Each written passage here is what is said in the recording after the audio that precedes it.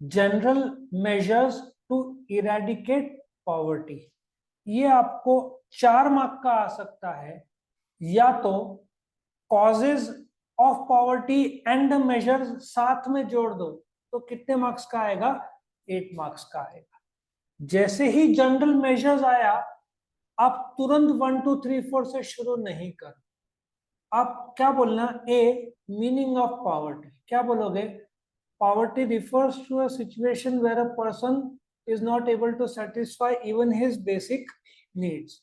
उसमें फिर उसमें second point, in India there are more than 20 crore people below the poverty line of the population of 140 crores। फिर आपका ये बी या तो सी बोलोगे आप, general measures to eradicate poverty. Eradicate का जो इंग्लिश वर्ड है उसका हिंदी मीनिंग इज रिमूव, हटाना। Number 1, control of population. कितना पॉपुलेशन है, 140 crore. Every 6th person in the world is an Indian. UP का पॉपुलेशन पाकिस्तान के पॉपुलेशन से ज्यादा। यूपी और मुंबई का, यूपी और महाराष्ट्र का पॉपुलेशन अमेरिका के पॉपुलेशन से ज्यादा। यूपी का पॉपुलेशन है 25 करोड़। तो अभी पिछले वीक का न्यूज, इंडिया ने चाइना को सरपास कर दिया है, we are now world number 1 in population. सी सिंपल सी बात है, पॉपुलेशन बढ़ता है तो अभी अपने देश में दाल कम पड़ता है, बहुत सारे पल्सेस ये सब चीजें कम पड़ते हैं। पॉपुलेशन इतना ज्यादा है, अनाज सब नहीं, प्याज अपना ज्यादा है, शक्कर ज्यादा है, लेकिन कम पड़ता है तो हमको इंपोर्ट करना पड़ता है। तो population control, family welfare programmes और पॉलिसीज इंट्रोड्यूस किया तो पॉपुलेशन ग्रोथ आएगा। वैसे भी यंग जनरेशन है, नए नए, अच्छा एक पॉपुलेशन कंट्रोल बिल भी आ रहा है। इनकम टैक्स में 2 बच्चे के ऊपर कुछ एग्जम्पशंस नहीं मिलते हैं, ठीक है। तो अभी एक पॉपुलेशन कंट्रोल बिल भी आएगा कि कुछ बेनिफिट्स आपको नहीं मिलेगा। लेट अस सी वो कब पास करते हैं, मुझे लगता है हो सकता है इलेक्शंस के बाद वो क्लियर करें। Second, agriculture. Farmers are provided with cheap credit facilities to purchase agricultural inputs. अब भी 1 तारीख का बजट का न्यूज मैं यहाँ पे लिख के आपको बताता हूँ। भारत में कितने, करीबन 14 करोड़ फार्मर्स थे, अभी ये आंकड़ा 11-12 करोड़ में आ गया है। 2 crore farmers have committed suicide. इसको रोकने के लिए भारत ने किसान क्रेडिट कार्ड लॉन्च किया था पहले। तो इस साल गवर्नमेंट ने किसान क्रेडिट कार्ड जो लॉन्च किया, उस पे जो क्रेडिट फैसिलिटी फार्मर को दिया गया है वो पूरे फार्मर्स को जोड़ दो तो 10 लाख करोड़ का गवर्नमेंट ने फंड्स बाजू में रखा है, so that the farmer can use it in an emergency way। ठीक है, सिर्फ यह है कि ये कर्जा देता है, इनकम नहीं। सो फार्मर्स को जैसे भी नए नए तरीके ढूंढे जा रहे हैं और अच्छा कीमत मिल रहा है तो उससे गरीबी रेशा से बहुत सारे फार्मर्स ऊपर आ जाएंगे। अब ये इसमें कंसेप्ट है एमएसपी, ये होता क्या है, let us understand. The government also announces minimum support price for select crops. मैं आपको लाइव एग्जांपल देता हूँ। Sugar cane, India world number 1 है in the sugar cane production. आप महाराष्ट्र के कोल्हापुर साइड चले जाओ, आपको एकड़ नहीं, किलोमीटर के किलोमीटर सिर्फ गन्ने के फार्म्स मिलेंगे। बहुत सारे जगह पे महाराष्ट्र में सूखा भी है, बारिश नहीं आती। तो sugar cane farm consumes 10 times more water than the normal field, फिर भी लोग इसको छोड़ते क्यों नहीं? इसका कारण है एमएसपी। ये एमएसपी होता क्या है, मैं एक एग्जांपल बताता हूँ। एक फार्मर है, ठीक है, उसने शुगर केन उगाया। शुगर केन खरीदने वाले कंपनीज कौन से रहेंगे, शुगर के कंपनीज रहेंगे। तो I think sugar cane quintal के भाव से बिकता है। तो जो शुगर फैक्ट्रीज है, ठीक है, वो लोग चाहेंगे कि 50 रुपया क्विंटल उनको मिले, ठीक है, वो लोग चाहेंगे। लेकिन ये लागू नहीं होता। गवर्नमेंट ने, जहां तक मेरा नॉलेज है, ये 213 रुपए लास्ट मुझे पता है, अभी इलेक्शन के टाइम में नॉर्मली रकम बढ़ता है, 213 पर क्विंटल, मतलब शुगर फैक्ट्रीज को, फार्मर को पर क्विंटल मिनिमम 213 रुपए देना पड़े। उससे कम दे नहीं सकते, उससे ज्यादा चलेगा पर कम नहीं दे सकते। मिनिमम सपोर्ट प्राइस कुछ गुड्स में आपको जूट में भी मिल जाएगा। एक लिस्ट है, आप जब गूगल करोगे तो आपको एक लिस्ट मिलेगा। तो इससे क्या होता है, शुगर के फार्मर्स को पता है कि उनका आउटपुट आया तो उनको 213 रुपए क्विंटल मिलेगा। टमाटर का एग्जांपल ले लो, टमाटर एमएसपी में नहीं है, देन व्हाट हैपेंस, बीच में 60 रुपया 80 रुपया किलो चला गया था टमाटर। अच्छा, बीच में जब बहुत ज्यादा प्रोडक्शन हुआ था तो 50 पैसा 1 रुपया किलो तक फार्मर को दिया जा रहा था, तो सब फार्मर ने गुस्से में रास्ते में डाल दिए थे टमाटर। टमाटर में एमएसपी नहीं है, आ रहा समझ में? तो बोलने का तात्पर्य है कि एमएसपी ऑन सेलेक्ट क्रॉप्स बोला है, not on all the crops. तो जो क्रॉप्स है, इससे स्टेबल एग्रीकल्चर इनकम मिलता है। तुम्हारे पास 100 क्विंटल आया, मल्टीप्लाई बाय 213 करो तो तुमको पता है कि तुमको एक रीजनेबल भाव मिल जाएगा। तो इसलिए बहुत सारे फार्मर्स भले ही सूखा रहा, शुगर केन फार्म छोड़ते नहीं, क्योंकि एमएसपी में वो लागू होता है। तीसरा, रूरल वर्क्स एम्प्लॉय। पहले तो रूरल जो गांव है भारत में कितने गांव है? 6 लाख विलेजेस। हम महाराष्ट्र की बात करें तो there are above 43,000 villages. So employment opportunities are provided to the poor through construction of rural roads, irrigation projects, rural electrification. मैं बोलता हूँ इसका स्कीम का नाम क्या है? मनरेगा स्कीम है। मनरेगा स्कीम बहुत फेमस है स्कीम है, जहां पे आप जहां पे रहते हो, आप पहली बात तो अनएम्प्लॉयड चाहिए। आपके घर से 5 किलोमीटर के रेडियस में आपको 100 डेज का एम्प्लॉयमेंट मिलेगा। उस जितने लोग रहेंगे उसमें 1/3 विमेन होंगी। और गवर्नमेंट का लेबर को मिनिमम दिन का प्राइस कितना है? If I am not wrong it is 205 rupees से कम दे नहीं सकते। मतलब 100 दिन मल्टीप्लाई बाय 205, आपको 20,000 का पगार तय। तो रूरल वर्क्स जब जो गांव में काम होता है, अब जो बुलेट ट्रेन चलने वाली है, जहां तक मेरा नॉलेज है मुंबई और अहमदाबाद के बीच में अभी ट्रैक्स लगाने का काम चल रहा है।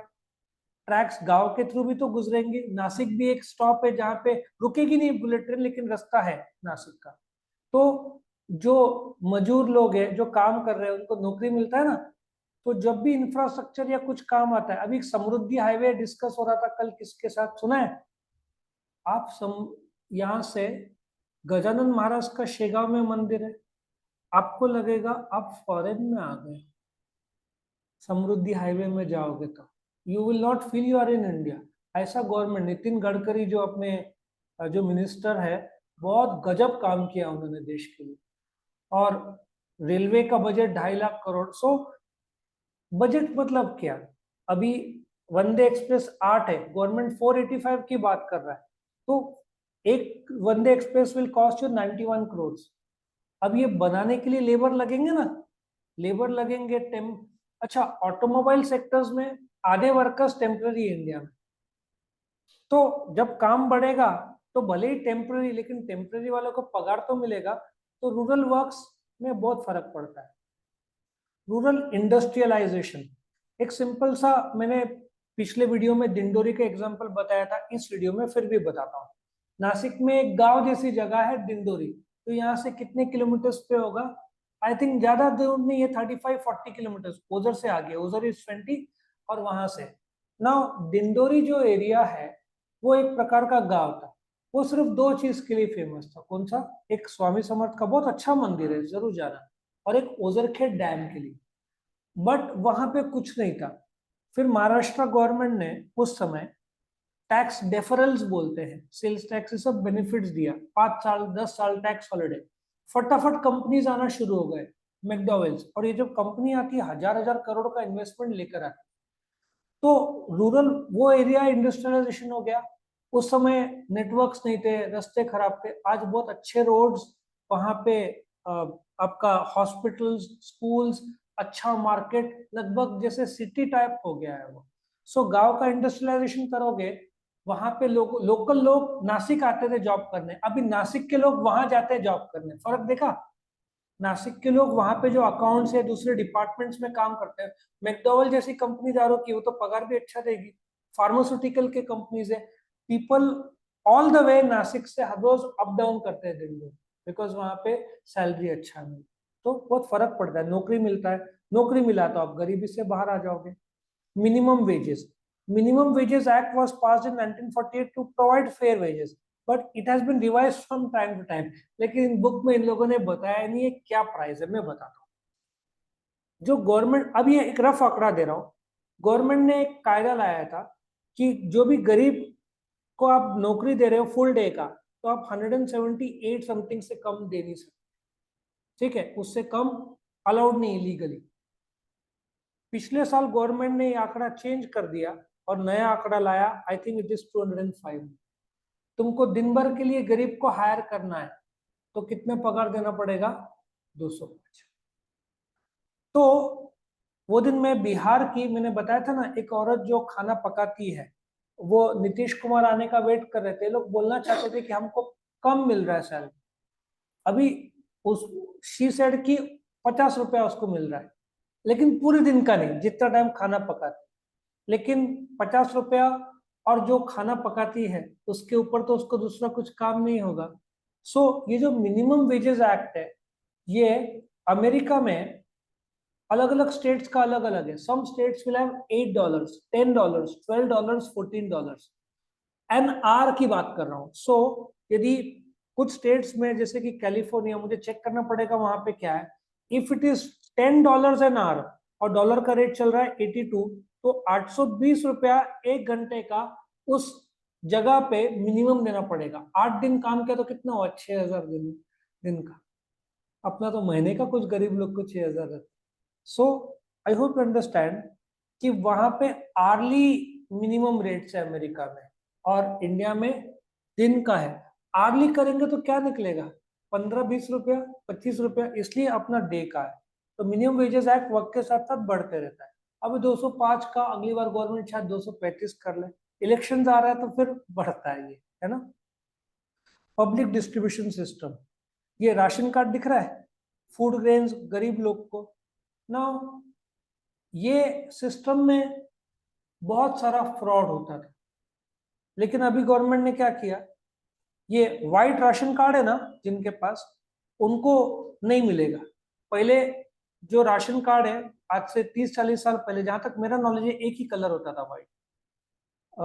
उसके बाद राशन कार्ड में गवर्नमेंट ने चेंजेस किए। नाउ वाइट मतलब तुम्हारा अर्निंग साल में 1 लाख के ऊपर है, तुमको कुछ भी बेनिफिट्स राशन के दुकान से नहीं मिल सकता। आई थिंक ऑरेंज जो है, इधर इन लोगों ने बताया भी होगा, यहाँ पे इनको फ्री राशन मिलता है। और एक होता है सब्सिडाइज राशन, एक होता है फ्री राशन। तो गवर्नमेंट ने कोविड के टाइम में ये सब्सिडाइज क्या कर दिया था? फ्री कर दिया। कोविड के बाद अभी 1 फरवरी के बजट में गवर्नमेंट ने ये स्कीम एक और साल के लिए बढ़ा दिया है। सो पब्लिक डिस्ट्रीब्यूशन सिस्टम में गरीब लोग, अच्छा कोविड के टाइम में कुछ जॉब नहीं था तो आपको सिलेंडर फ्री मिलता था, आपको महीने का 25-30 किलो अनाज फ्री मिलता था। और गवर्नमेंट क्या करता था कि 10-20-25 साल पहले इस पे फ्रॉड होता था, अभी आधार कार्ड लिंक कर दिया, आधार कार्ड के बिना तो तुमको मिलना नहीं है, तो इसमें लीकेजेस बहुत कम हो गए और सही लोग को जा रहा है। समझ में आ रहा है? और पब्लिक डिस्ट्रीब्यूशन सिस्टम के अलावा गवर्नमेंट ने 12 करोड़ टॉयलेट्स बांधे। मैं बताता हूँ, जो हमारे यहाँ पे एक मेड थी, एक दिन आई, गवर्नमेंट ने आकर 6,000 रुपए दिया, उसको बोला 6,000 रुपए ले, तू एक टॉयलेट बांध, टॉयलेट जब बन जाएगा again we will come, again we will come, and if बन चुका होगा we will give you 6,000 more. 12,000 रुपए इनको दिए गए फॉर दिस। तो ऐसे करते करते 12 करोड़ लोग घर में बंद आ गए टॉयलेट, जो लोग बाहर जाते थे, तो इससे बीमारियां भी थोड़ा कम हो जाता है, ठीक है। नेशनलाइजेशन ऑफ बैंक्स 1969 में I think it was 14 banks को नेशनलाइज किया, फिर 6 बैंक्स को नेशनलाइज किया, ऐसे कितने 20 बैंक्स नेशनलाइज थे। अभी गवर्नमेंट देख रहा है कि बैंक्स कम चाहिए, एक 5-8 बैंक काफी है। तो अभी आपका Canara bank, Dena bank I think merge हो गया बैंक ऑफ बड़ौदा के साथ। आपका state bank of Hyderabad, state bank of Patiala, ये दोनों मर्ज हो गए with state bank of India. So अभी गवर्नमेंट नेशनलाइज बैंक को क्या कर रहा है, कम कर रहा है। और इसमें एक जनधन योजना शुरू हुआ, आप बैंक में अकाउंट खोलो, आई थिंक 10 या 20 करोड़ लोगों ने अकाउंट खोला, शायद ज्यादा। आप पहली बार बैंक अकाउंट ओपन किए, समझ में आ रहा है, बैंक अकाउंट ओपन किए तो सेविंग्स का पैसा डालना थोड़ा बहुत शुरू हो जाएगा। सो नेशनलाइजेशन ऑफ बैंक से अच्छा, एक PMRY स्कीम है, प्राइम मिनिस्टर रोजगार योजना, आपको 2 लाख का लोन मिलता है और उसमें रेट ऑफ इंटरेस्ट बहुत कम रहता है, ठीक है। So what happened with nationalisation of banks was कि बैंक्स तो थे बट गरीबों के अकाउंट में थे। प्रेजेंट गवर्नमेंट ने क्या किया, जनधन योजना लागू कर दिया, तो गरीब लोग के अकाउंट्स भी शुरू हो गए। तो इसकी वजह से डायरेक्ट बेनिफिट ट्रांसफर में आसानी होता है। आपका आधार कार्ड है आपके पास, लेकिन गवर्नमेंट कहाँ पे ट्रांसफर करेगा, समझ में आ रहा है। आपने सिलेंडर का 1000 रुपए दिया, अब पहले आपको पे करना पड़ता है सिलेंडर में, फिर गवर्नमेंट आपके खाते में ट्रांसफर करता है। खाता ही नहीं तो गरीब लोग को ट्रांसफर कैसे होगा। इसकी वजह से बहुत ये मेजॉरिटी पब्लिक सेक्टर बैंक्स में लोगों ने अकाउंट खुलवाया। प्राइवेट सेक्टर इतना प्रायोरिटी नहीं देना, HDFC, ICICI, कोटक, तो SBI, बैंक ऑफ महाराष्ट्र, इधर बहुत सारे अकाउंट्स खुले। प्रोग्रेसिव टैक्स मेजर्स, अब प्रोग्रेसिव टैक्स मेजर क्या होता है कि गवर्नमेंट ने क्या किया, प्रेजेंट बजट का बताता हूं। पहले क्या था, up to 5 lakh tax zero था, मतलब आप 40,000 रुपीज महीने का कमाओगे तो आपको टैक्स भरना नहीं है। अभी गवर्नमेंट ने आंकड़ा कर दिया है 7 लाख, मतलब आपने करीबन 55 to 60,000 रुपीज कमाया महीने का तो आपको टैक्स जीरो है। ये आंकड़ा क्या बोलता है, 55,000 महीना तक आपको माफ है, लेकिन आपका जैसे इनकम बढ़ता है वैसे टैक्स आपका बढ़ते जाएगा। अभी नया बजट रेट्स के हिसाब से आई थिंक कुछ उन्होंने अलग अलग आंकड़े रखे, 5%, मतलब जैसे आपका इनकम बढ़ेगा ना 5, फिर 10, 12 लाख टू 15, 20, 15 लाख के ऊपर 30%, ऐसे नए टैक्स रेट्स आए। Progressive taxation means low income group does not पे एनी टैक्स। जैसे इनकम बढ़ता है 5%, और बढ़ता है 10%, और बढ़ता है 20, और बढ़ता है 30, और ज्यादा बढ़ता है तो सरचार्ज, टैक्स पे टैक्स। तो ये इंडिया का प्रोग्रेसिव टैक्स सिस्टम को फायदा ऐसा है, रिच पीपल हैव टू पे more tax, poor people do not पे द टैक्स। तो आंकड़ा क्या होता है, कम होते जाता है, अमीर और गरीब का फासला कम होते जाता है, समझ में आया। तो इंडिया का जो टैक्सेशन सिस्टम है इनकम टैक्स का, that is progressive tax measures. Education, to increase the enrolment ratio, primary education free कर दिया है, फ्री गर्ल्स के लिए फ्री, और आई थिंक बॉम्बे में तो ट्रांसपोर्टेशन भी फ्री है जहां तक मेरा नॉलेज है, ट्रेन में। इफ कोई बच्चा स्टडी कर रहा है तो ट्रेन का सफर भी फ्री रखा है। और मिड डे मील्स कई की कारण है, गरीब लोग कम से कम खाने के बहाने तो भेजे बच्चों को। सैनिटेशन, मैंने बोला 12 करोड़ टॉयलेट्स इन्होंने बनवाए हैं। Safe drinking water have also been provided. तो ये पहले के गवर्नमेंट्स ने भी किया है, प्रेजेंट गवर्नमेंट भी कर रहा है, लेकिन टेक्नोलॉजी है, सोशल मीडिया है तो ज्यादा दिखता है, बट कर रहा है। प्रेजेंट गवर्नमेंट ने भी अच्छा काम किया है। अफोर्डेबल हाउसिंग, इसमें प्रेजेंट गवर्नमेंट ने बहुत अच्छा काम किया है।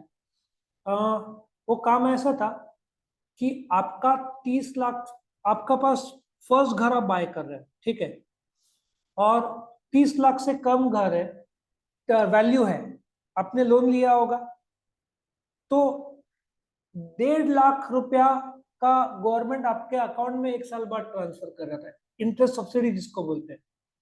इतने लोगों ने घर खरीदा क्योंकि मेरा घर का वैल्यू 5-10% से कम हो जाता है। और कोविड के टाइम में ऑलरेडी स्टैम्प ड्यूटी पे डिस्काउंट था। आज 30 लाख का घर खरीदोगे तो 2 लाख का स्टैम्प ड्यूटी लगे। उस समय 3-4%, एक टाइम तो 1% था, 30 या 50 हजार ही था। मतलब आपका 1.5 लाख वो बच गया, 1.5 लाख का गवर्नमेंट सब्सिडी, 3 लाख मिली।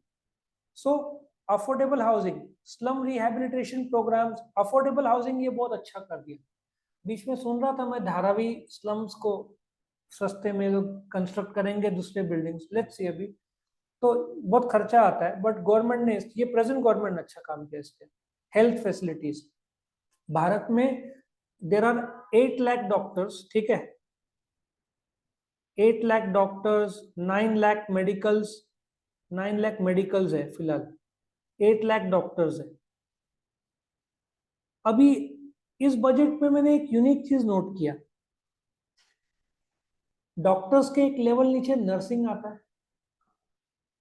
तो ये आंकड़ा मुझे चेक करना पड़ेगा, वॉज इट 150-200? इन लोगों ने सी, डॉक्टर्स, एमबीबीएस एक वर्ल्ड का टफ कोर्स है, एक झटके में आप डॉक्टर नहीं बढ़ा सकते। हाँ, चार्टर्ड अकाउंटेंट कुछ साल पहले 2.5 लाख थे, अभी 3,60,000 प्लस चार्टर्ड अकाउंटेंट, और इस साल अभी 14-15 हजार शायद नवे बने। तो अब डॉक्टर्स एक झटके में, क्योंकि इट्स अ बिग कोर्स, 5.5 साल का कोर्स है, बट नर्सिंग शॉर्ट कोर्स होना चाहिए, तो इन्होंने 150-200, क्योंकि जहाँ हॉस्पिटल है उसके बाजू में नर्सिंग कॉलेजेस खोल दो, तो ये आइडिया किया। नर्सिंग में क्या होता है, कोविड के टाइम में doctor need not be present, तो नर्सिंग को भी सपोर्ट दिया। और एक हिमाचल प्रदेश में एम्स खोला। एम्स इंडिया का नंबर 1 मेडिकल हॉस्पिटल है, all India institute of medical sciences. Indira Gandhi जब देहांत हुआ था उनका, शूट किया था ना उनको, तो एम्स के हेड ने सर्टिफाई किया था, इतना वो इम्पोर्टेंट हॉस्पिटल है। तो हिमाचल प्रदेश में 5,000 करोड़ की लागत से गवर्नमेंट ने नया एम्स बनवाया। सो हेल्थ फैसिलिटीज तो लगातार बढ़ ही रहा है, हॉस्पिटल्स और ये सब में सब्सिडाइज। अब सिविल हॉस्पिटल में जब लगभग गरीबों को फ्री मिलता है मुझे लगता है, और या तो फिर बहुत सस्ते में मिलता है, गर्दी बहुत ज्यादा रहती है पर वहां पे, लेकिन सब्सिडाइज रेट में। कोविड के वैक्सीन तो वहां पे फ्री थे। प्राइवेट में आप जाओ तो कितना था, 1,200 रुपया, 1100-1200 एक वैक्सीन का, 2 वैक्सीन का 2,400 रुपया। अपोलो में जाओ तो कुछ 1,410, कुछ मुझे नंबर याद आ रहा है, बट सिविल में फ्री था। और फिर नेक्स्ट है skill development and self development, startup India, stand up India, नए नए आईटी के गवर्नमेंट सब्सिडी देता है। आप अपना प्रोजेक्ट गवर्नमेंट को सबमिट करो, इफ सेलेक्ट होता है तो आपको उतना गवर्नमेंट सब्सिडी देगा उसके लिए, तो जॉब्स क्रिएशन के लिए। और अल्टीमेटली ये गवर्नमेंट को पता चल गया है कि स्किल बेस्ड ट्रेनिंग से ही आदमी का डेवलपमेंट होगा, वरना जो आदमी पढ़ा लिखा नहीं है, या तो वॉचमैन बनेगा, या वेटर बनेगा, या रास्ते में पत्थर तोड़ेगा, और क्या काम मिलेगा, सिक्योरिटी गार्ड, ये सब काम मिलने हैं। तो स्किल डेवलपमेंट से आपको सैलरी भी ज्यादा मिलेगा और प्रोग्रेस का भी अनुभव होगा। इस प्रकार से 12 पॉइंट है। 8 मार्क का आया तो 10 से 12 लिखना, 4 मार्क का आया तो around 6 to 8 points with example जो मैंने दिए वो लिखना, तो आपको फुल मार्क्स मिल जाएगा। और ए आप लिखना मीनिंग ऑफ पॉवर्टी, तो आपका ये पूरा हो जाएगा। सो इस प्रकार से क्वेश्चन खत्म होता है। Thank you for watching.